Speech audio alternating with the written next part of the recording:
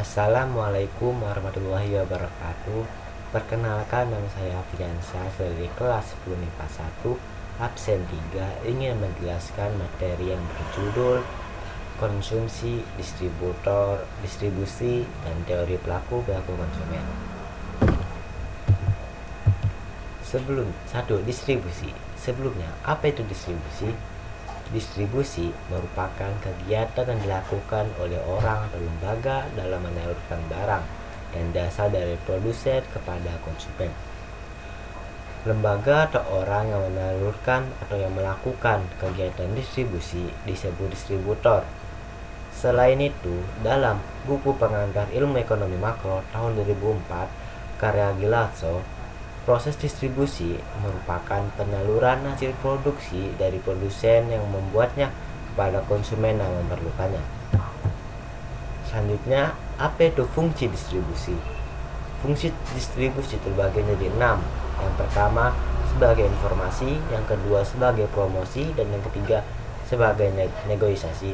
Yang keempat sebagai pemesanan, yang kelima sebagai pembiayaan, serta yang keenam sebagai kepemilikan. Faktor-faktor distribusi. Faktor-faktor distribusi terbagi menjadi 4. Yang pertama pasar, kedua perantara, ketiga produksi, dan yang keempat produk.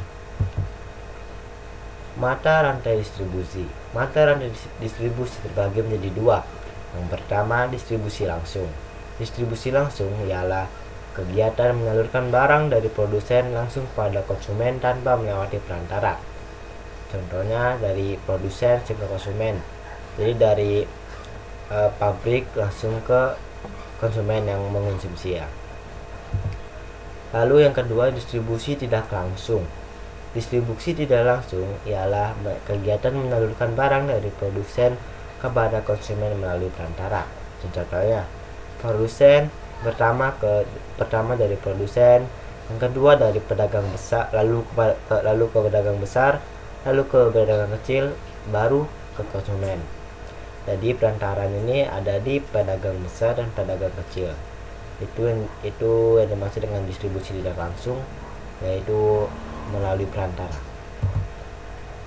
Lalu konsumsi. Apa itu konsumsi? Konsumsi merupakan suatu kegiatan yang dilakukan oleh manusia dengan menggunakan serta mengurangi daya guna dari suatu barang maupun jasa yang memiliki tujuan untuk memenuhi kebutuhan hidupnya, serta kepenuhan manusia baik secara perlahan atau sekaligus. Konsumsi dapat diartikan sebagai kegiatan yang dilakukan dengan tujuan menghabiskan nilai guna barang atau jasa tersebut. Di samping itu, tindakan ini juga untuk memenuhi kebutuhan baik individu atau bersamaan. Orang yang melakukan kegiatan konsumsi dapat disebut sebagai seorang konsumen.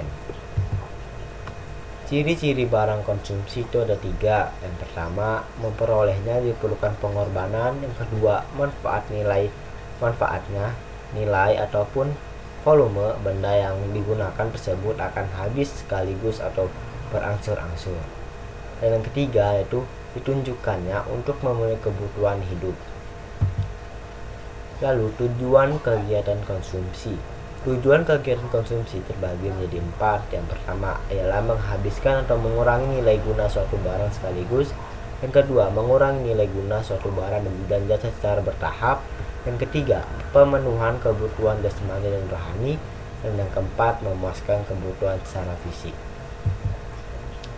Faktor-faktor kegiatan konsumsi terbagi menjadi 2. Yang pertama faktor internal dan yang kedua faktor eksternal. Faktor internal contohnya ialah pendapatan, usia, pola hidup.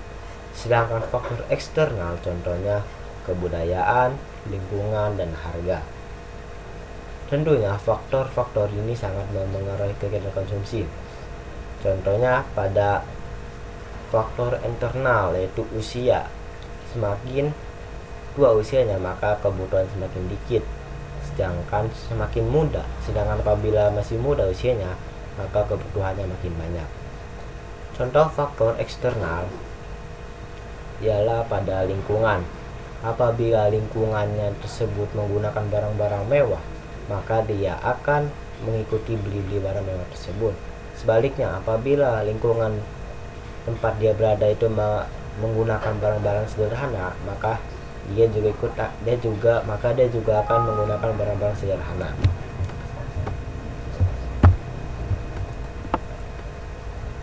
Lalu ada teori pelaku konsumen. 1. Pendekatan kardinal. Pendekatan kardinal merupakan atau sering disebut dengan tingkat kepuasan konsumen yang dapat diukur. Ada hukum Gosen 1 dan ada hukum Gosen 2. Hukum Gosen 1 apabila jika suatu barang dikonsumsi secara terus-menerus, maka rasa nikmat mula-mula akan tinggi. Setelah itu menurun, akhirnya jenuh. Contohnya kita meminum teh panas hari ini, dan hari-hari berikutnya, maka kita akan merasa bosan. Yang kedua ialah hukum Gosen 2. Hukum Gosen 2 merupakan apabila konsumen akan melakukan konsumsi sedemikian rupa sehingga nilai guna marginal setiap barang dan jasa yang dikonsumsi akan sama. Selanjutnya ada pendekatan ordinal. Pendekatan ordinal adalah kepuasan tidak dapat diukur melainkan hanya dibandingkan. Ada garis anggaran atau budget line. Budget line merupakan suatu garis yang menunjukkan hubungan antara dua barang yang dapat dikonsumsi dengan dana atau anggaran yang tersedia. Contohnya dan soalnya itu ada nih. Anda mempunyai pendapatan sebesar 500.000 dan uang tersebut Anda belikan pakaian dan buku pelajaran. Adapun harga pakaian ada 20.000 per unit dan harga buku ada 25.000 per unit. Beberapa kemungkinan dari kombinasi pakaian dan buku tersebut adalah tabel berikut. 1. Pakaian 25, bukunya 0. Yang kedua, pakaiannya 20, bukunya 4. Yang ketiga, pakaian 15, bukunya 8. Yang keempat, pakaian 10, bukunya 12. Pakaian 5, bukunya 16. Dan pakaian 0, bukunya 20. Berdasarkan tabel tersebut dapat digambarkan kurva garis anggaran atau budget line yang berbentuk garis lurus. Kurva garis anggaran menunjukkan seluruh kombinasi dari kedua barang yang mungkin terjadi, sehingga seluruh pendapatan konsumen habis dibelanjakan. Bisa dilihat kurvanya. Selanjutnya yaitu kurva indifferent atau indifferent curve atau IC. Kurva indiferensi adalah kurva yang menunjukkan berbagai titik kombinasi dua barang yang memberikan tingkat kepuasan yang sama. Contoh soalnya yaitu diketahui Pak Arif mempunyai sejumlah uang. Berikut kombinasi barang yang mungkin dibeli oleh Pak Arif. 1. Situasi A, ia memungkinkan Pak Arif membeli 4 makanan dan 2 pakaian. Kedua, situasi B memungkinkan Pak Arif untuk membeli 3 makanan dan 4 pakaian. Sebelah kanan ialah contoh kurva dari contoh soal itu.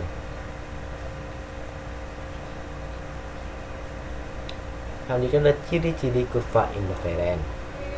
Yang pertama ialah turun dari kiri atas ke kanan bawah. Yang kedua, cembung ke arah titik nol atau origin. Yang ketiga, kurva indiferensi tidak saling berpotongan.